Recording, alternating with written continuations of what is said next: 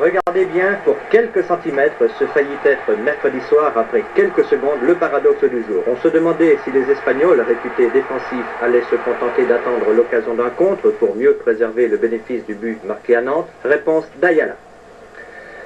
Ce n'était pourtant qu'un tir, une saillie, et cependant que s'élaborait l'intrigue, on sentait poindre le caractère et s'affirmer la personnalité des Nantais, dont les intentions offensives trouvaient en ce tir de Tussaud une illustration suffisante à nous convaincre qu'un but, après tout, ce n'était pas la lune, ni même un château en cette Espagne que l'on sentait à travers le public madrilène, un peu nerveuse et inquiète. Et pourtant, il manqua 10 fois quelque chose, peut-être un peu plus d'audace, un soupçon de culot, un grain d'insouciance pour que, de 10 coups d'essai nantais, il reste un coup de maître, jusqu'à ce moment où Michel ouvrait très loin sur la gauche en direction de Pécou, dont le centre parviendrait à Lacombe.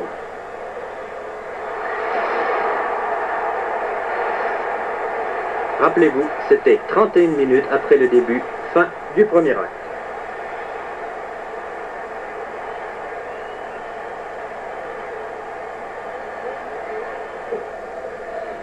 S'il est un peuple qui sait ce qu'est une banderille et connaît les effets qu'elle produit, c'est bien l'Espagnol. Voilà, sur un sauvetage hasardeux de Rio d'abord, puis un peu plus tard un autre sauvetage de Bertrand de Man sur coup franc, un aperçu de la terrible réaction de l'Atlético.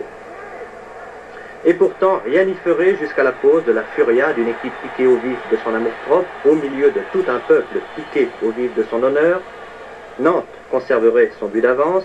Madrid serait toujours dans l'obligation d'en marquer au moins 2 pour rattraper sa qualification. Il restait à jouer 45 minutes, fin du deuxième acte.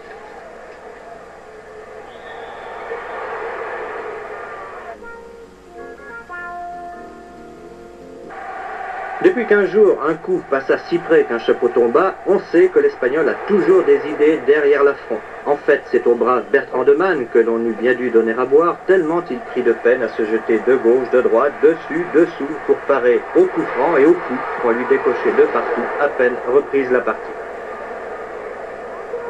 Car les Espagnols, après avoir repris le match à bras-le-corps, avaient aussi de plus en plus tendance à le prendre à bras-le-pied. Le jeu devenait heurté, rude, d'une intensité de plus en plus difficile à supporter. Et l'on savait là, déjà, que le premier qui céderait, celui-là perdrait. Ce fut Nantes.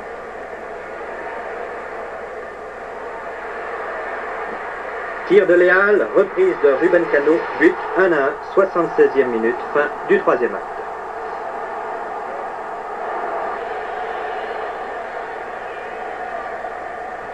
Le charme était rompu pour Nantes, la corrida battait son plein, on criait partout « Olé !» On sentait approcher la fin. Regardez, sur ce coup franc de Martial, Bertrand de Man va foncer tête baissée, reprise de Luis Pereira. Ce sera net et bref, comme une mise à mort.